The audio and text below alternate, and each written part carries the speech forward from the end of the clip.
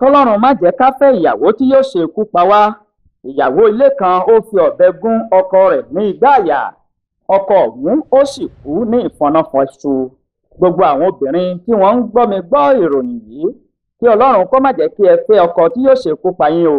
Bẹ́ẹ̀ ni àwọn ọkùnrin kí wọ́n má ṣe fẹ́ ìyàwó tí yóò ṣe ikú pa wọ́n. Ìyàwó ilé kan ó mú ọ̀bẹ ó sì fi gún ọkọ rẹ̀ ní igbá àyà. Ọkọ ọ̀hún ló bá kú pátápátá lẹ́yìn ọjọ́ kẹsàn-án tí wọ́n di lọ́kọ-láya. Ọwọ́ iléeṣẹ́ ọlọ́pàá ìpínlẹ̀ Kánò ti tẹ ìyàwó ilé kan tó ṣe ikú pa ọkọ rẹ̀ lọ́jọ́ Ìṣẹ́gun. Lẹ́yìn ìgbà tí wọ́n di lọ́kọ-láya ní ọjọ́ kẹsàn-án tí wọ́n ṣe ìgbéyàwó, nínú àtẹ̀jáde kan tí iléeṣẹ́ ọlọ́pàá fi síta ni wọ́n ti ṣàlàyé pé arábìnrin kan tí orúkọ rẹ̀ ń jẹ́ Saudat Jubril, ẹni ọdún 18 years, ó gún ọkọ rẹ̀ tí orúkọ rẹ̀ ń jẹ́ Salisu Idris, ẹni 30 ọdún ní ọ̀bẹ ní igbá àyà. Agbẹnusọ iléeṣẹ́ ọlọ́pàá ìpínlẹ̀ Kánò SP Abdullahi Haruna ni ó ṣàlàyé ọ̀rọ̀ yìí wípé ìṣẹ̀lẹ̀ náà ṣẹlẹ̀ ní agbègbè Fariwa ní ìjọba ìbílẹ̀ Taruni ní ìpínlẹ̀ Kánò. Ìṣẹ̀lẹ̀ náà wáyé ní aago 12 òru ní ọjọ́ 6 oṣù karùn-ún ọdún 2025 tí afurasí ìyàwó ilé tí ó mú ọ̀bẹ ó sì fi gún ọkọ rẹ̀ ní igbá àyà.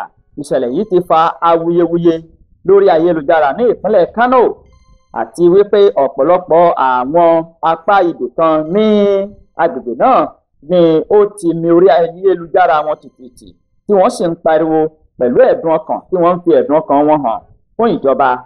Àwòrán àti fọ́nrán fídíò ọ̀pọ̀ ènìyàn tó wà ní iwájú ilé tọkọtaya náà ní ọjọ́ Ìṣẹ́gun ó pọ̀ kọjá àyè.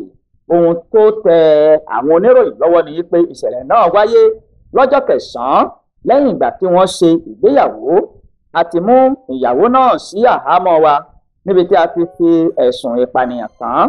Ní kété tí a bá sì ti parí ìwádìí, a ó mú lọ sí ilé ẹjọ́ láti jẹ́jọ́ lórí ẹ̀sùn ìpànìyàn gẹ́gẹ́ bí SP Kiyamo tó jẹ́ agbẹnusọ iléeṣẹ́ ọlọ́pàá ní ìpínlẹ̀ Kánò gẹ́gẹ́ bó ṣe wí. Bákan náà ló ní àwọn gbé ọkọ náà lọ sí ilé ìwòsàn Kánò níbi tí wọ́n ti fìdí rẹ̀ múlẹ̀ wípé ó ti jáde láyé.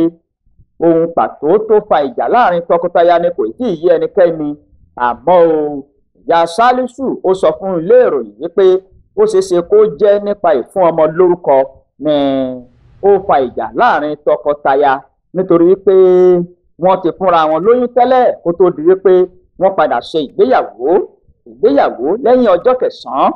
Ìyàwó ilé ó gún ọkọ rẹ̀ ní ọ̀bẹ ní ìpínlẹ̀ Kánò. Ọkọ ọ̀hún ó sì kú pátápátá.